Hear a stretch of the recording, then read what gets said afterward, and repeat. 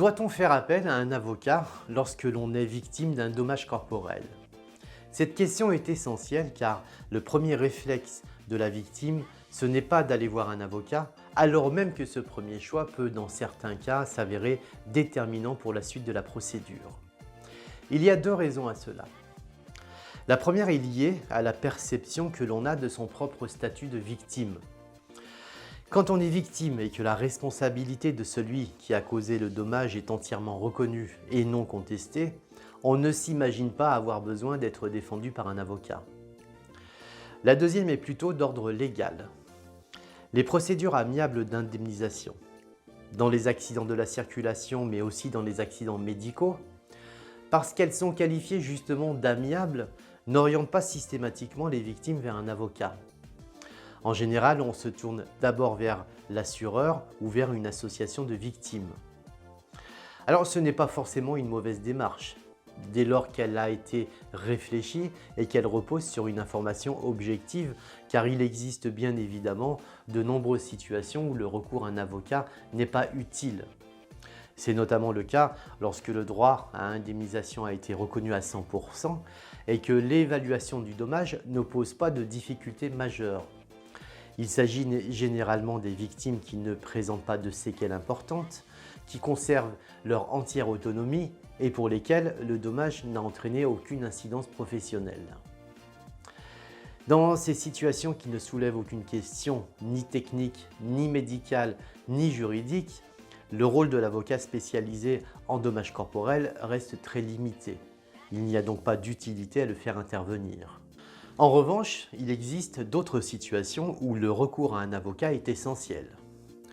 Pour résumer, je dirais qu'il en existe globalement deux.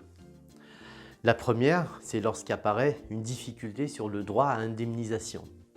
C'est ce qui arrive quand, par exemple, il est reproché à la victime d'être elle-même à l'origine de son dommage. C'est ce que l'on appelle dans le langage juridique courant la faute de la victime.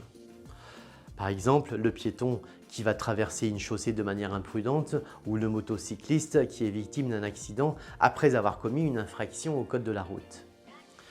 C'est ce qui arrive également quand la personne qui est à l'origine du dommage refuse de reconnaître sa responsabilité. Par exemple, le radiologue qui ne voudra pas admettre qu'il a confondu une tumeur avec un kyste ou l'agresseur qui prétend ne pas être l'auteur des violences qu'on lui reproche. Ce genre de difficulté ne peut pas se résoudre sans l'intervention d'un avocat puisque souvent une procédure judiciaire sera même nécessaire pour faire établir le droit à indemnisation de la victime. La deuxième situation, c'est celle où l'on pressent que l'évaluation médico-légale du dommage sera complexe. C'est le cas des victimes qui présentent des séquelles fonctionnelles importantes, qui ont perdu totalement ou partiellement leur capacité de travail et qui se retrouvent dans l'obligation de se faire assister par une tierce personne pour réaliser certains ou tous les actes de la vie courante. C'est aussi le cas des victimes qui présentent des séquelles importantes mais non apparentes, comme par exemple les traumatisés crâniens.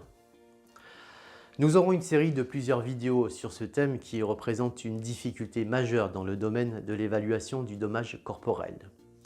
Mais ce que l'on peut dire aujourd'hui, c'est que les séquelles cognitives, affectives et comportementales qui peuvent apparaître à la suite d'un traumatisme crânien ne sont pas toujours visibles et sont souvent difficiles à évaluer. C'est d'ailleurs pour cette raison que l'on parle de handicap invisible. Dans ces situations, le recours à un avocat spécialisé est bien évidemment essentiel, pour ne pas dire fondamental, car l'évaluation des dommages importants soulève bien souvent des questions médico-légales d'une grande complexité. Voilà, j'espère avoir pu répondre à cette question essentielle qui est celle de savoir s'il faut ou non faire appel à un avocat quand on est victime d'un dommage corporel. Je vous remercie de votre écoute et je vous dis à très bientôt sur DomCorp.